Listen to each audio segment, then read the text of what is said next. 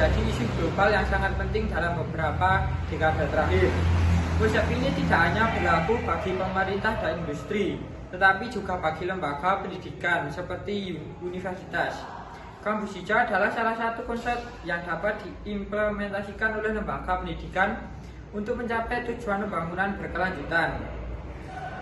Kampus berkelanjutan UNES adalah konsep pengelolaan kampus yang berlandaskan pada prinsip sustainability atau keberlanjutan, yaitu upaya menjaga keseimbangan antara aspek lingkungan, sosial, dan ekonomi dalam seluruh kegiatan akademik dan non-akademik. Kampus berkelanjutan UNES adalah sistem pengelolaan yang universitas yang menerapkan satu, yaitu pelestarian lingkungan. Nah, berarti menjaga dan meningkatkan kualitas lingkungan kampus. Yang kedua, ada pemberdayaan sosial, yaitu meningkatkan kesejahteraan sivitas akademik dan masyarakat sekitar. Yang ketiga, ada efisiensi ekonomi, yaitu mengelola sumber daya dengan efisien untuk mendukung kegiatan akademik secara berkelanjutan. Ada beberapa program yang telah dilakukan oleh UNES antara lain penggunaan energi terbarukan, pengelolaan limbah yang baik, konservasi air, serta penghijauan. Baik, selanjutnya di sini saya akan menjelaskan mengenai infrastruktur hijau. Jadi, infrastruktur hijau adalah sistem penataan lingkungan dan juga bangunan yang dirancang untuk mendukung keberlanjutan ekologi kampus. Jadi, infrastrukturnya tidak hanya berupa bangunan fisik, tetapi juga mendukung keseimbangan alam. Infrastruktur ini biasanya mengutamakan ruang yang ramah lingkungan, hemat energi, dan juga memiliki fungsi ekologis. Tujuan dari infrastruktur hijau ini cukup penting. Ada beberapa tujuannya, diantaranya yaitu yang pertama, untuk mengurangi dampak lingkungan akibat aktivitas kampus sehari-hari, seperti penggunaan listrik, mobilitas, dan juga pengelolaan sampah. Yang kedua, yaitu untuk menciptakan lingkungan belajar yang sehat dan nyaman bagi mahasiswa, dosen, dan juga masyarakat kampus di sekelilingnya. Dan yang ketiga, infrastruktur hijau juga bertujuan untuk mendorong warga kampus agar terbiasa hidup dengan ramah lingkungan. Baik, selanjutnya di sini juga saya akan menjelaskan gimana sih infrastruktur hijau ini diterapkan di UNES. Jadi kalau misalkan kalian lihat sendiri di UNES itu udah beberapa diterapin. Seperti yang pertama itu adanya bank sampah, yang dimana di UNES ini di setiap fakultas itu sudah banyak tempat sampah yang dimana itu untuk menampung sampah-sampah yang dimana dibedakan menjadi dua jenis, yaitu ada organik dan juga anorganik, khususnya kertas dan juga plastik. Jadi tujuan dari adanya bank sampah di UNES sendiri itu gimana mahasiswa ini bisa belajar untuk memilah sampah dan juga membedakan sampah agar mudah untuk dilanjutkan ke TPA. Selanjutnya yang kedua itu ada ruang terbuka hijau. Jadi ruang terbuka hijau ini di UNES ini udah tersebar di beberapa titik kampus, yang dimana fungsinya ruang terbuka hijau ini sebagai paru-paru di lingkungan kampus. Dan yang ketiga itu contohnya ada jalur pedestrian atau jalur berjalan kaki. Di UNES sendiri itu juga ada jalur khusus pesepeda, yang dimana jalur ini tuh didorong untuk mahasiswa ini berjalan kaki dan juga menggunakan sepeda, yang dimana fungsinya itu untuk mengurangi polusi udara akibat kendaraan bermotor contohnya, dan juga penggunaan energi berbahan fosil. Energi hijau. Energi hijau adalah energi yang diperoleh dari sumber daya alam terbarukan yang dapat digunakan tanpa menghasilkan emisi karbon yang besar. Penggunaan energi hijau menjadi sangat penting karena sumber energi fosil seperti batu bara dan minyak bumi menghasilkan gas rumah kaca yang memicu pemanasan global dan mempercepat perubahan iklim.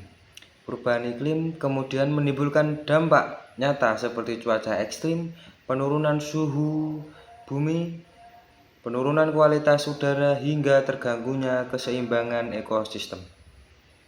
Selanjutnya adalah jenis-jenis energi hijau. Jenis-jenis energi hijau yang pertama adalah hidro, yang kedua energi surya, yang ketiga biomasa, yang keempat adalah energi angin. Implementasi energi hijau dan mitigasi perubahan iklim di UNES. Yang pertama adalah panel surya. UNES memanfaatkan panel surya di beberapa gedung sebagai sumber energi alternatif untuk mengurangi penggunaan energi listrik berbasis fosil. Model yang digunakan adalah on-grid, yang berarti energi listrik yang dihasilkan langsung digunakan tanpa perlu disimpan dalam baterai. Karena kegiatan kampus banyak berlangsung di siang hari sehingga lebih efisien dan ekonomis. Penghijauan dan penanaman pohon. Setiap kegiatan besar di UNES biasanya disertai penanaman pohon.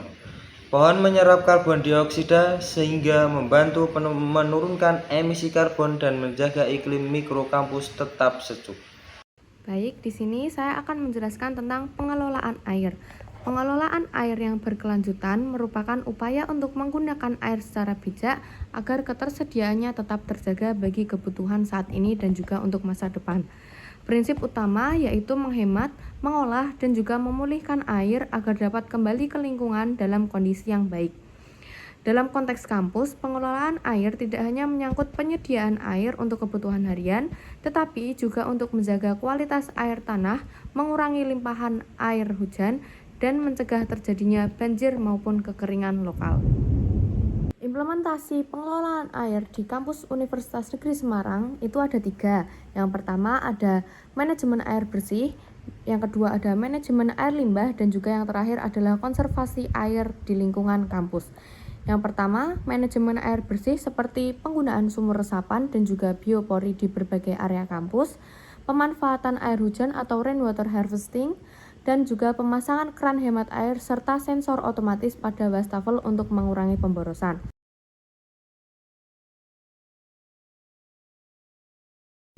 Yang kedua, manajemen air limbah seperti pembangunan IPAL atau instalasi pengolahan air limbah. Air hasil olahan IPAL akan dimanfaatkan kembali untuk irigasi taman dan juga kebersihan lingkungan, serta pengelolaan limbah laboratorium melalui sistem seregrasi dan juga netralisasi sebelum dibuang. Yang terakhir ada konservasi air di lingkungan kampus, seperti pembuatan taman resapan air dan juga waduk kecil atau embung, penanaman vegetasi endemik dan pohon besar untuk meningkatkan daya serap tanah dan juga mencegah erosi, dan juga ada perencanaan landscape ramah air atau water sensitive landscape di seluruh kawasan kampus UNES. Dampak dan hasil dari pengelolaan air yang efisien di kampus Universitas Negeri Semarang ini adalah penurunan konsumsi air bersih hingga kurang lebih 30% dalam 5 tahun terakhir, peningkatan cadangan air tanah berkat sistem resapan, kualitas air limbah yang memenuhi baku mutu di lingkungan, dan juga meningkatnya kesadaran sivitas akademika terhadap pentingnya konservasi air.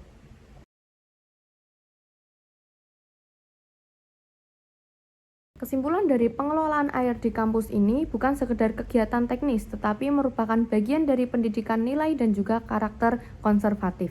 Melalui kebijakan, teknologi, dan juga pembelajaran, UNES berupaya menjadi model kampus berkelanjutan yang tidak hanya mengejarkan teori, tetapi juga mencontohkan praktik nyata dalam menjaga sumber daya air.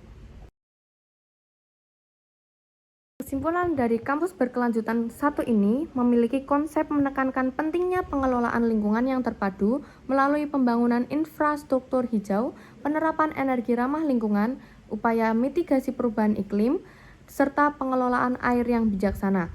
UNES sebagai kampus konservasi telah mengimplementasikan prinsip-prinsip tersebut melalui penyediaan ruang hijau, penggunaan energi surya, edukasi sadar lingkungan, dan juga sistem pengelolaan air yang efisien.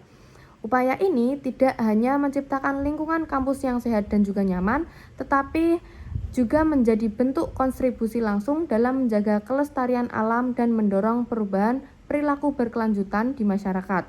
Dengan demikian, keberlanjutan bukan hanya slogan, tetapi menjadi budaya hidup yang terus dikembangkan di lingkungan Universitas Negeri Semarang.